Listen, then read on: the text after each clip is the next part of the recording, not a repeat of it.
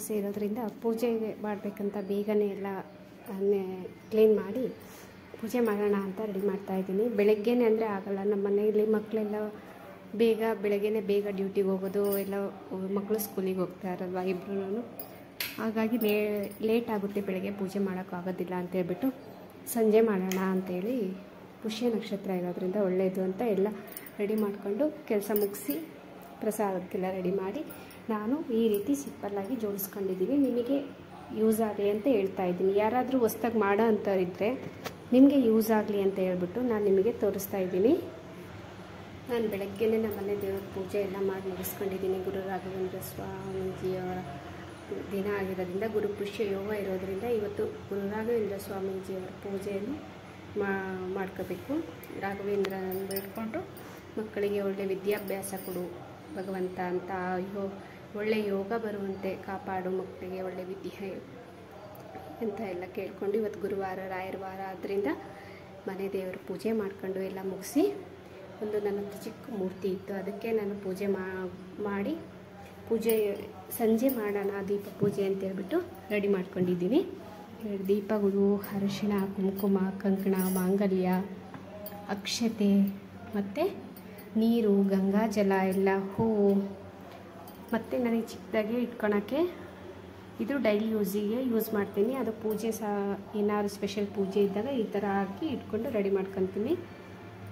ನನಗೆ ಯಾವ ಥರ ಅನುಕೂಲ ಇದೆಯಾ ಆ ಥರ ಮಾಡ್ತಾಯಿದ್ದೀನಿ. ನಿಮಗೆ ಯಾವ ಥರ ಅನುಕೂಲ ಇದೆಯಾ ಆ ಥರ ನೀವು ಮಾಡ್ಕೊಳ್ಳಿ.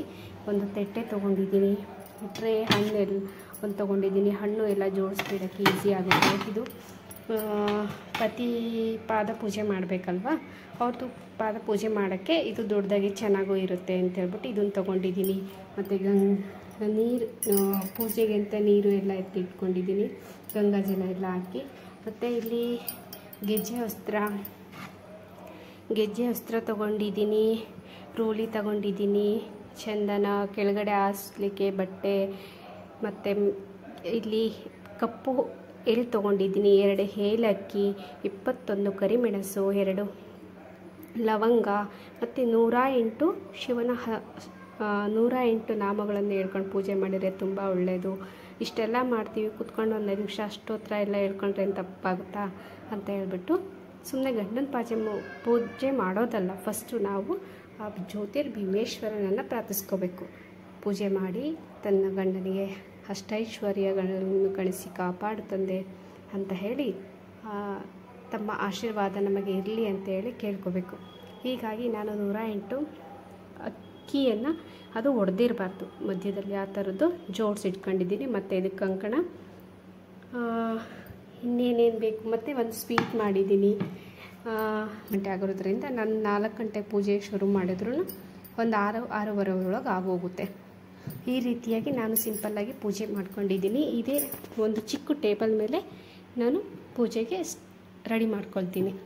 ಪೂಜೆ ಎಲ್ಲ ಆದಮೇಲೆ ನಿಮಗೆ ಪೂಜೆ ಯಾವ ಥರ ಮಾಡೋದು ಅಂತೇಳ್ಬಿಟ್ಟು ಒಂದು ಚಿಕ್ಕದಾಗಿ ವೀಡಿಯೋ ಹಾಕಿರ್ತೀನಿ, ನೋಡ್ಕೊಂಡು ಗೊತ್ತಿಲ್ಲದವರು ಹೊಸ್ದಾಗೆ ನೋಡಿಕೊಂಡು ಸಿಂಪಲ್ಲಾಗಿ ಮಾಡಿ. ಏನು ಅದ್ದೂರಿಯಾಗಿ ಮಾಡಬೇಕು ಅದನ್ನು ಅಂತ ಏನಿಲ್ಲ, ತಮ್ಮ ಭಕ್ತಿ ಅನುಸಾರ ಮಾಡಿದ್ರು ಸಾಕು ಫ್ರೆಂಡ್ಸ್.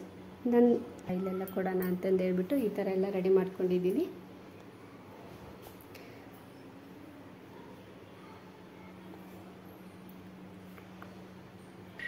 ಇದು ನನ್ನ ಮಗಳಿಗೆ ಅಂತ ಗಿಫ್ಟ್ ತೊಗೊಂಬಂದಿರೋದು, ಚಿಕ್ಕ ಮಗಳಿಗೆ, ಫಸ್ಟ್ ಸ್ಟ್ಯಾಂಡರ್ಡು. ಇದು ನೋಡಿ ತುಂಬ ಇಷ್ಟ ಆಯಿತು ಅಂದ್ಲು. ಹಂಗೆ నేను ಶಾಪಿಂಗ್ ಹೋಗಿದ್ದಾಗ ದೇವ್ರ ಸಾಮಾನ್ಗಂತ ಇದನ್ನು ತೊಗೊಂಬಂದಿದ್ದೀವಿ. ಕ್ಯೂಟಾಗಿದೆ. ನನ್ನ ಚಾನಲ್ ಇಷ್ಟ ಆಗಿದರೆ, ನನ್ನ ಮಾಹಿತಿ ಇಷ್ಟ ಆದರೆ ಇದೇ ಥರ ಒಂದು ಪ್ರೋತ್ಸಾಹ ಕೊಡಿ ಅಂತ ಕೇಳ್ತಾ ಲೈಕ್ ಮಾಡಿ ಸಬ್ಸ್ಕ್ರೈಬ್ ಮಾಡಿ ಫ್ರೆಂಡ್ಸ್ ಅಂತ ಹೇಳ್ತಾ ಇವತ್ತಿನ ಈ ವಿಡಿಯೋನ ಇಲ್ಲಿ ಮುಗಿಸ್ತಾ ಇದ್ದೀನಿ. ಧನ್ಯವಾದಗಳು ಫ್ರೆಂಡ್ಸ್.